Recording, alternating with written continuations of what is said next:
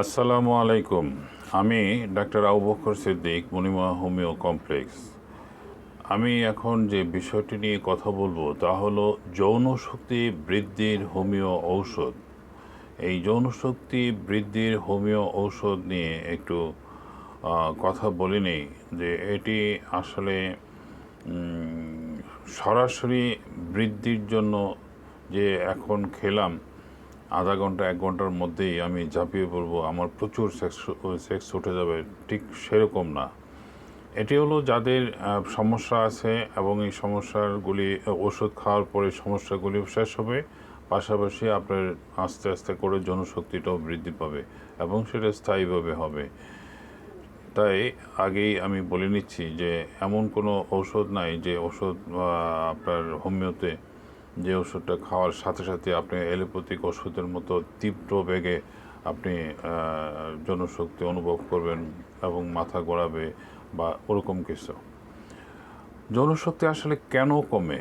জনশক্তি আসলে অতিরিক্ত হস্তমৈথুন বা অতিরিক্ত সহবাস বা বয়সজনিত কারণ বা অনিয়ন্ত্রিত ডায়াবেটিস বা কোনো স্নায়বিক রোগে ভোগা বা আমাদের শরীরে টেস্টোস্টেরন হরমোন লেভেল কমে গেলে বা পুরাতন অন্ডকোষ প্রদাহ থাকলে বা উপযুক্ত ভিটামিন প্রোটিনের অভাব বা পুষ্টির অভাব থাকলে বা কামশক্তির অভাব হলে বা হতাশায় ভুগলে বা মানসিক অস্থিরতায় ভুগলে এই যৌনশক্তি কমে যায়। যৌনশক্তি বৃদ্ধির জন্য প্রথমে যে ঔষধটি উল্লেখ করব তা হলো লাইকোপোডিয়াম 1M। এই লাইকোপোডিয়াম 1M ওষুধটি 5 ফোঁটা ঔষধ অল্প পানিতে মিশিয়ে বা সরাসরি আপনি দিনে 2 বার সেবন করতে পারেন। এই ওষুধের লক্ষণ হলো রোগীর কোষ্ঠকাঠিন্য থাকবে, পেটে গ্যাস থাকবে, রোগী কৃপণ টাইপের হবে। যাদের লিঙ্গর শিথিলতা আছে বা ধ্বজভঙ্গর লক্ষণ আছে তাদের জন্য ক্যালিডিয়াম সেক মাদার টিংচার, এই ক্যালিডিয়াম সেক মাদার টিংচার ওষুধটি দিনে 2 বার সেবন করতে পারেন। 10 ফোঁটা ওষুধ অল্প পানিতে মিশিয়ে দিনে 2 বার সেবন করুন। জনশক্তি বৃদ্ধির জন্য আরেকটি ওষুধের নাম উল্লেখ করছি, তা হলো হিপোমিনিস 30। এই হিপোমিনিস 30 ওষুধটি 5 ফোঁটা ওষুধ অল্প পানিতে মিশিয়ে দিনে 3 বার সেবন করতে পারেন।